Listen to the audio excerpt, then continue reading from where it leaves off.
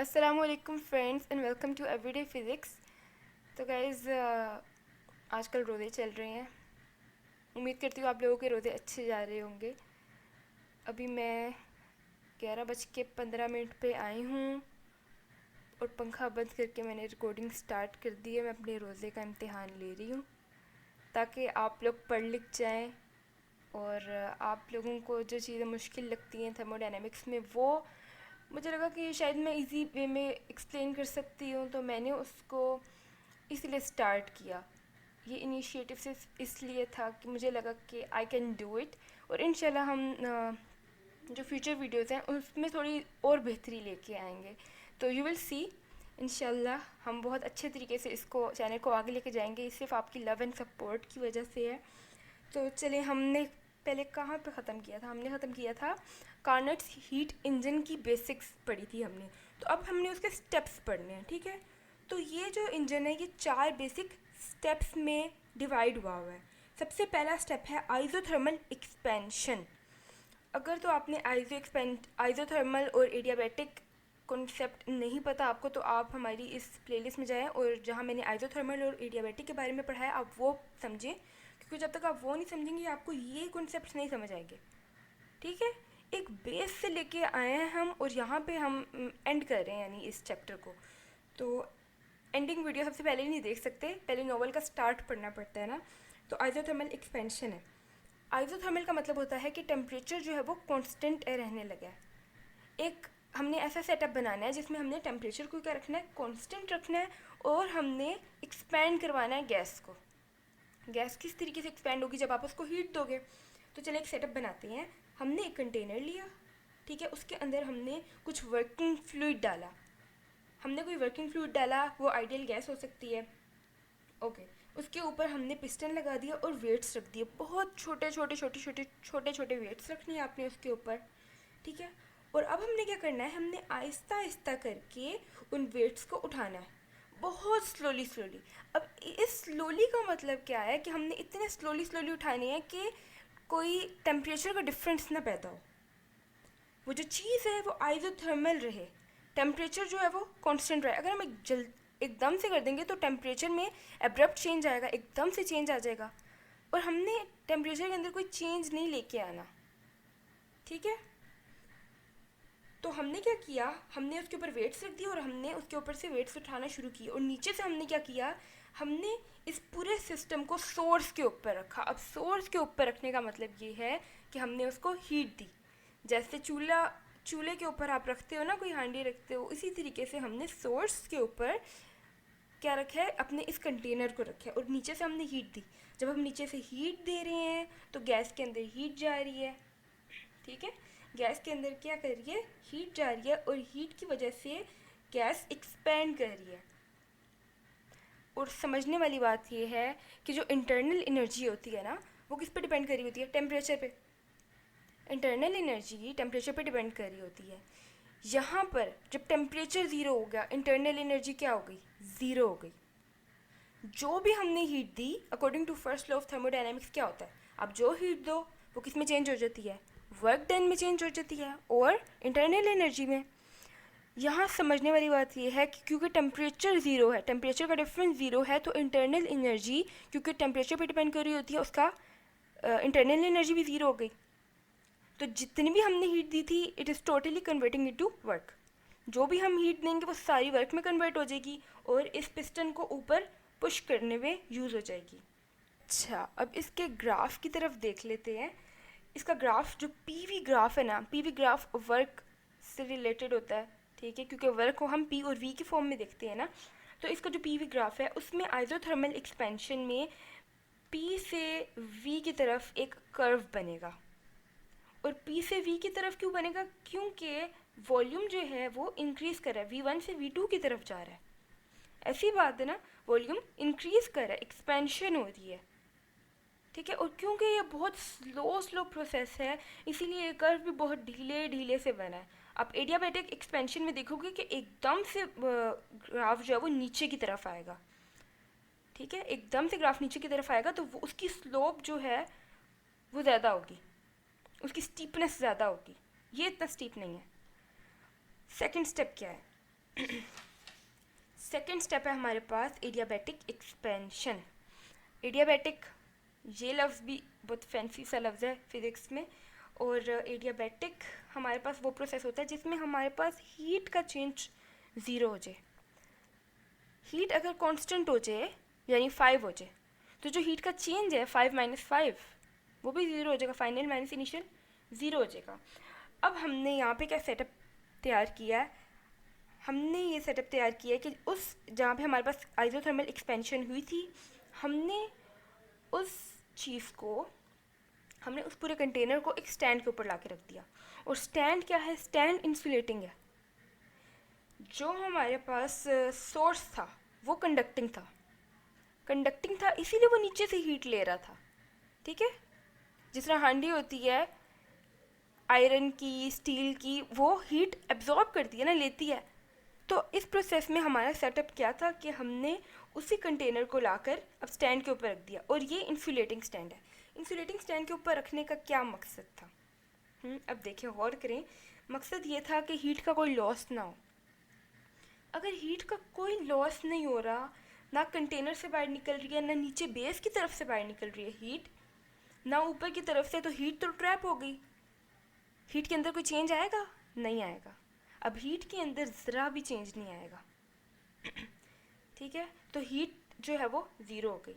अब heat zero होने की वजह से देखें क्या हुआ, जो इसके अंदर हीट मौजूद थी, जो इसके अंदर हीट मौजूद थी, उसने क्या करना है, उसने कहीं ना कहीं तो काम करना है ना। हाँ, तो वर्क कैसे होगा फिर? जो वर्क होगा वो इंटरनल एनर्जी की वजह से होगा।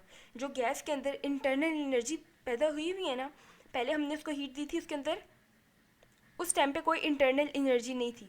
अभी हीट जो है इसके अंदर, जो गैस के अंदर आई हुई है, वो ट्रैप हुई हुई है।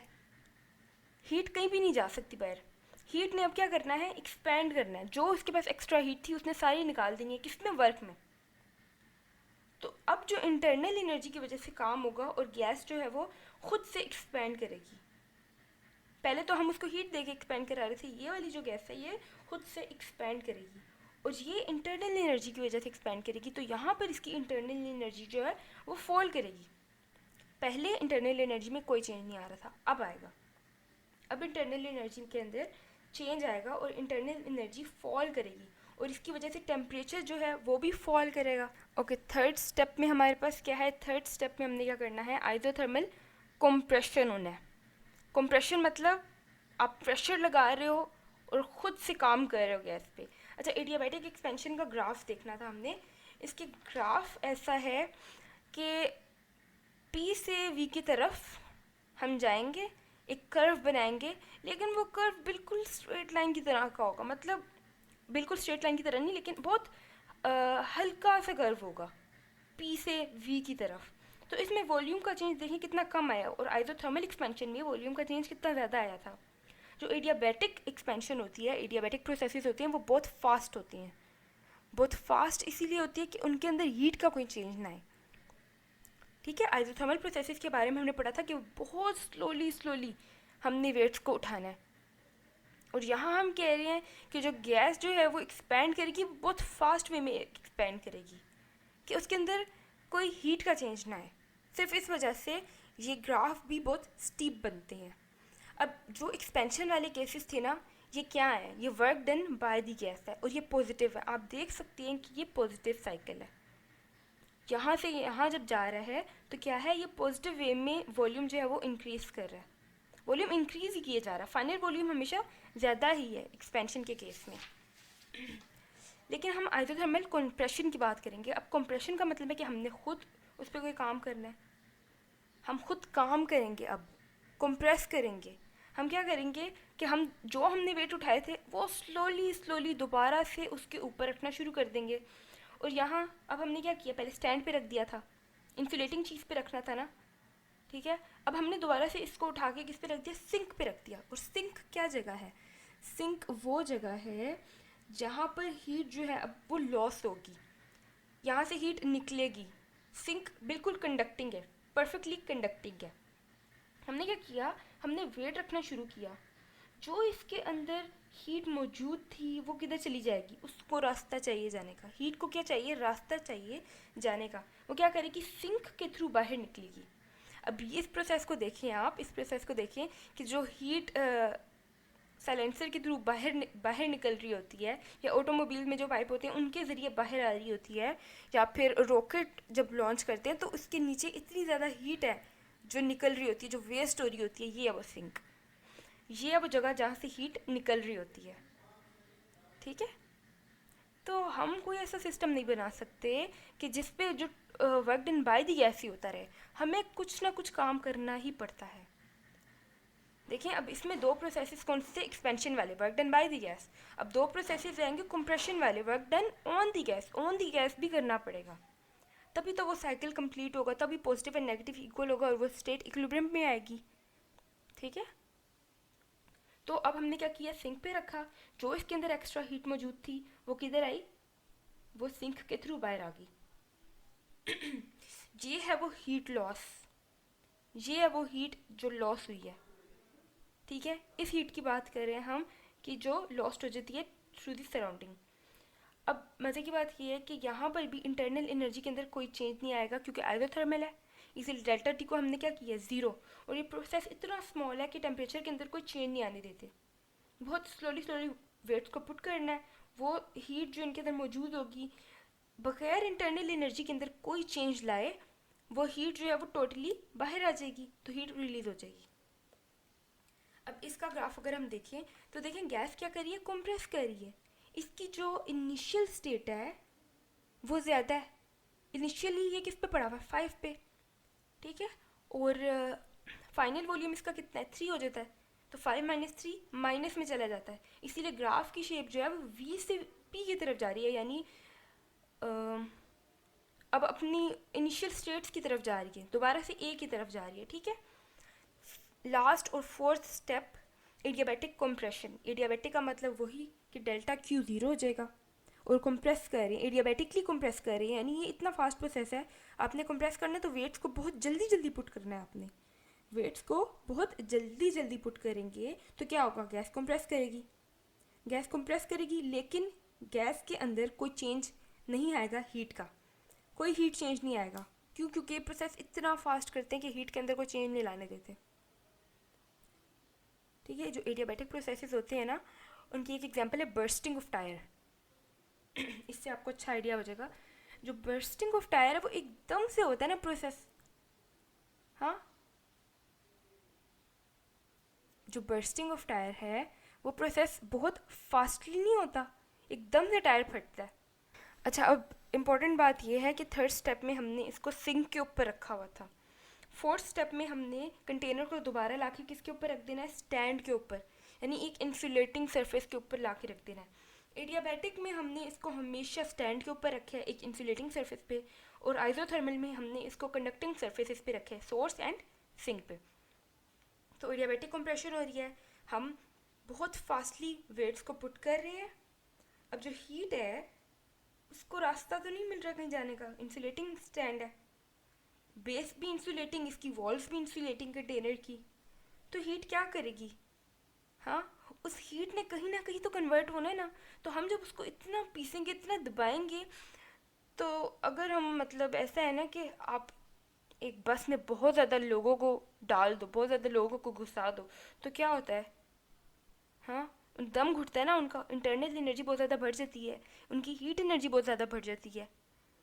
हम्म, तो इसी तरीके से जब हम इस पे वर्क करेंगे और हम इसको पीसने की कोशिश करेंगे गैस को, तो इसकी इंटरनल एनर्जी रेस करेगी और टेम्परेचर भी बढ़ेगा उस जगह का, लेकिन हीट में कोई चेंज नहीं आएगा, क्योंकि ये प्रोसेस इतना फास्ट करेंगे कि वो चीज़ कन्वर्ट ही नहीं हो पाएगी हीट में। जितना वर्क क्या है वो सारा कन्वर्ट हो जाएगा डेल्टा यू में, change in the internal energy में, और इंटरनल एनर्जी सिस्टम की दोबारा से इंक्रीज कर जाएगी। इसका जो ग्राफ है वो कैसा है, क्योंकि ये एक साइक्लिक प्रोसेस है तो दोबारा से ये जो डी पॉइंट है वो ए पॉइंट को जाके मीट कर जाएगा, और एडियाबैटिक प्रोसेस है इसीलिए इसकी ये स्टीप है। तो प्रोसेस ए से बी, बी से सी, सी से डी एंड डी से दोबारा ए की तरफ जा रहा है, ये एक साइक्लिक प्रोसेस है। तो guys that's it for today. I hope कि अब तक हमने जितना भी पढ़ा आपको समझ आई होगी। Thank you for watching this video. अपना बहुत ज़्यादा ख्याल रखिएगा और दुआ में याद रखिएगा। अल्लाह हाफिज़।